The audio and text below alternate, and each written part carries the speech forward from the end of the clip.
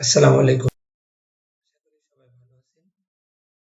Direct client tips এর পক্ষ থেকে সবাইকে শুভেচ্ছা স্বাগতম।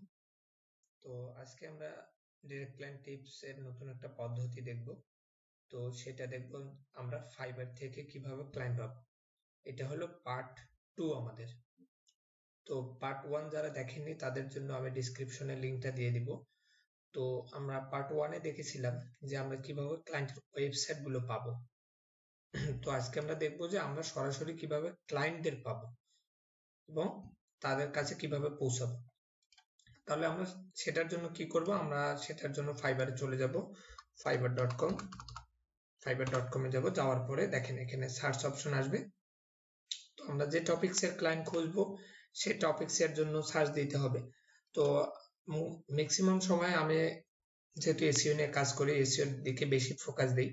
তো আপনারা আদার্স কাজ করতে পারবেন। এখন যে ক্লায়েন্টের ওয়েবসাইটের এসইও দরকার, ও ক্লায়েন্টের ওয়েবসাইটের মাস্ট বি গ্রাফিক ডিজাইনও দরকার হইতে পারে, তার ওয়েবসাইটের গুগল অ্যাডস দরকার হইতে পারে, যাবতীয় কাজ থাকতে পারে।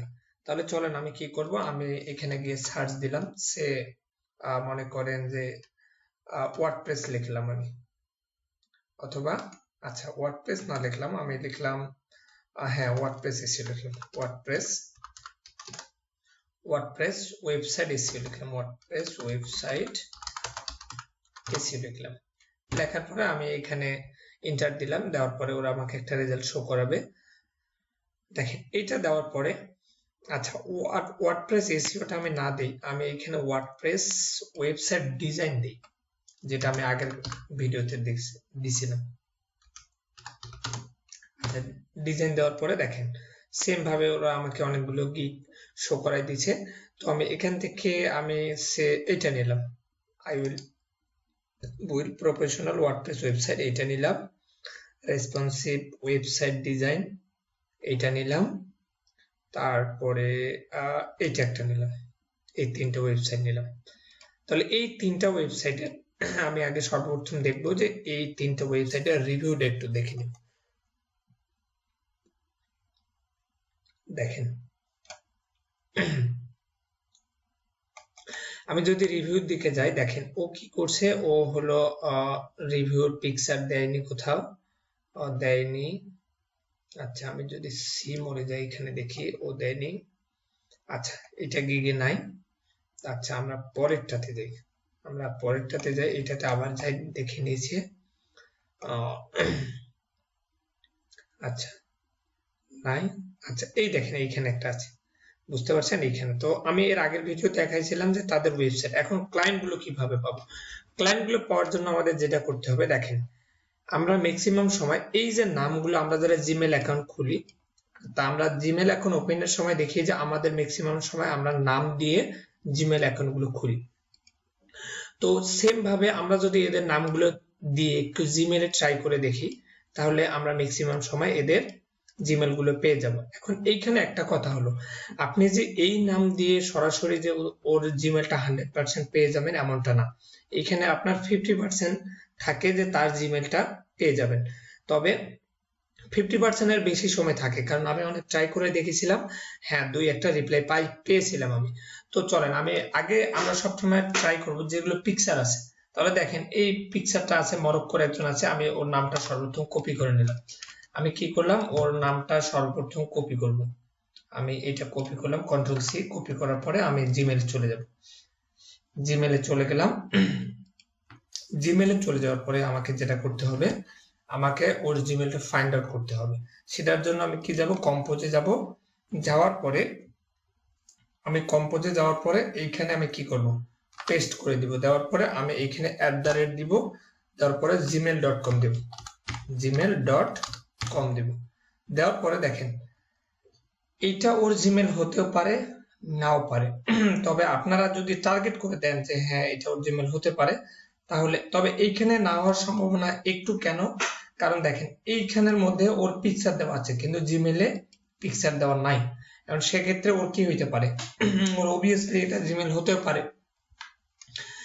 তার জন্য আমরা কি করব, আমরা এটা ট্রাই করে দেখবো যে হ্যাঁ যদি ওর জিমেল হয় আমি ওইটাকে জিমেল পাঠাতে পারবো আমার কাজের পারপাসে। এটার পাশাপাশি যদি আমি সেম ভাবে পরেরটা দেখি, এটা যদি দেখি, আহ এটা যদি দেখি, আমি এটা কন্ট্রোল সি কপি করলাম, কপি করার পরে আমি আবার এখানে সেম ভাবে কন্ট্রোল ভি পেস্ট করলাম, করার পরে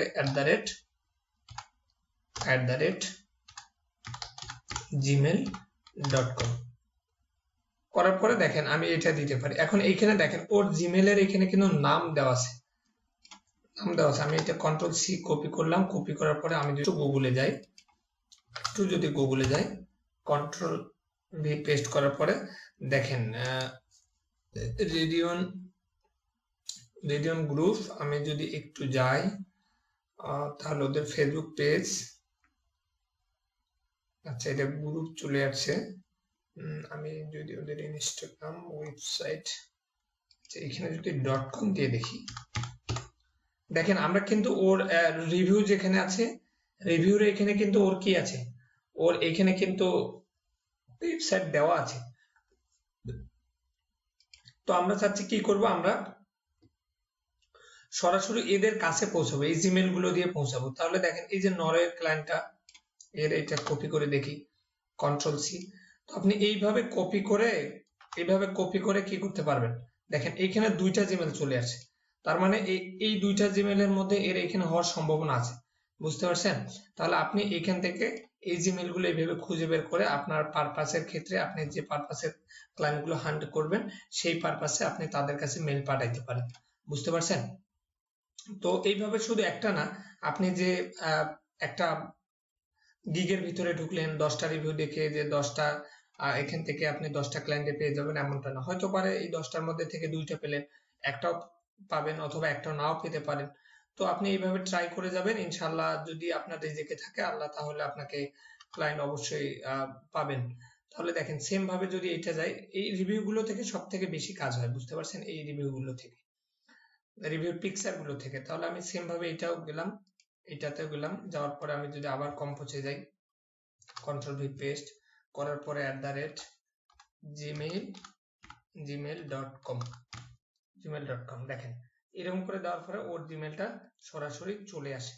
তো আপনি এইভাবে ক্লায়েন্ট খুঁজতে পারেন এবং ক্লায়েন্টকে আপনার কাজের পারপাসটা বলতে পারেন যে আমি এই টপিকসে কাজ করি, আমি তোমার ওয়েবসাইটের জন্য এসইও সার্ভিস দিতে পারবো, বুঝতে পারছেন? তো আশা করি বিষয়টা বুঝতে পারছেন। তো সবাই ভালো থাকবেন, সুস্থ থাকবেন, দেখা হবে পরের নতুন কোনো টপিকস ভিডিও নিয়ে। আল্লাহ হাফেজ, আসসালামু আলাইকুম।